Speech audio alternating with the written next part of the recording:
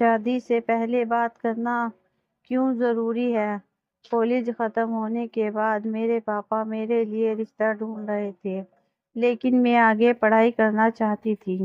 جب میں نے گھر والوں کے آگے اپنی اچھا ظاہر کی تو پاپا نے صاف منع کر دیا، شادی کر لو، شادی کے بعد بھی پڑھ سکتی ہو۔ ان کا ماننا تھا کہ صحیح عمر نکل گئی تو اچھا لڑکا نہیں ملے گا۔ پھر انیس کا رشتہ آیا، وہ دیکھنے میں ٹھیک ٹھاک تھے، پریوار بھی ٹھیک تھا۔ جب پاپا نے پریوار دیکھا تو مجھے کوئی خاص دلچسپی نہیں ہوئی۔ پہلی ملاقات میں بھی ہمیں بس ایک دوسرے کو دیکھنے کا موقع دیا گیا، لیکن بات کرنے کی اجازت نہیں ملی۔ کچھ دنوں بعد میں نے اپنی بھابھی سے کہا کہ میں شادی سے پہلے انیس سے بات کرنا چاہتی ہوں۔ جب انہوں نے بھیا سے یہ بات رکھی تو انہوں نے ترنت ٹوک دیا، ہماری شادی سے پہلے بھی بات نہیں ہوئی تھی، پھر اسے کیا جلدی ہے؟ بھابھی نے سمجھایا کہ اب زمانہ بدل گیا ہے، شادی سے پہلے بات چیت بہت ضروری ہے۔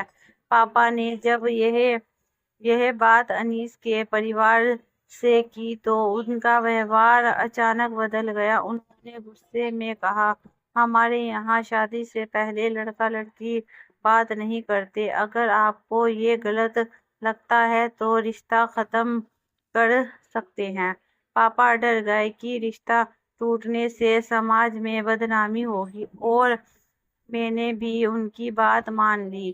شادی کے بعد جو ہوا اس نے میری دنیا ہلا دی۔ شادی ہو گئی، سوگرات پر سب کچھ سامانیہ تھا، لیکن اگلی صبح جو ہوا اس نے مجھے ہلا کر رکھ دیا۔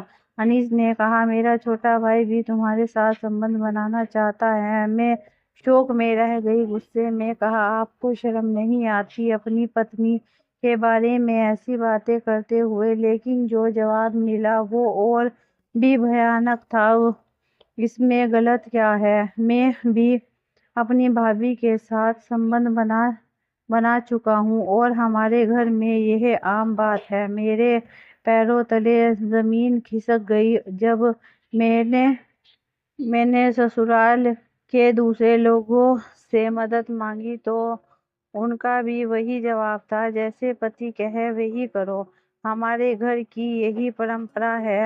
اب میرے سامنے دو ہی راستے تھے، یا تو اس نرک میں جیوں یا پھر وہاں سے بھاگ نکلوں۔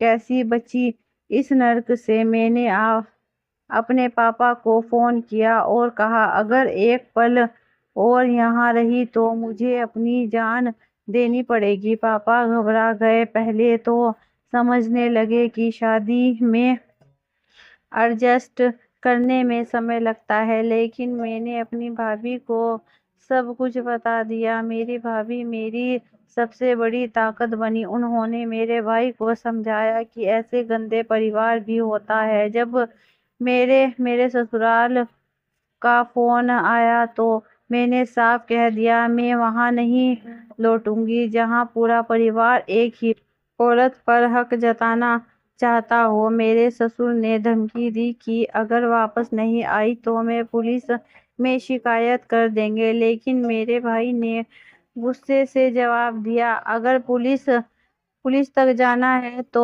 ہم بھی تیار ہیں۔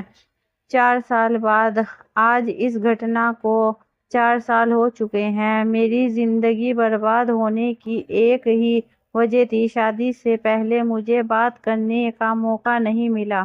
اگر میں پہلے ہی انیس سے بات کر پاتی تو شاید اس نرک سے بچ جاتی۔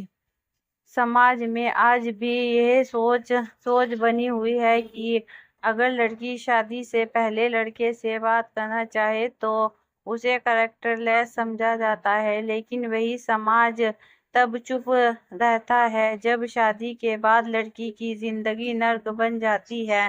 سبق جو لڑکی کو جاننا چاہیے، شادی سے پہلے کنڈلی ملائیں یا نہ ملائیں، لیکن ایک دوسرے سے بات ضرور کریں۔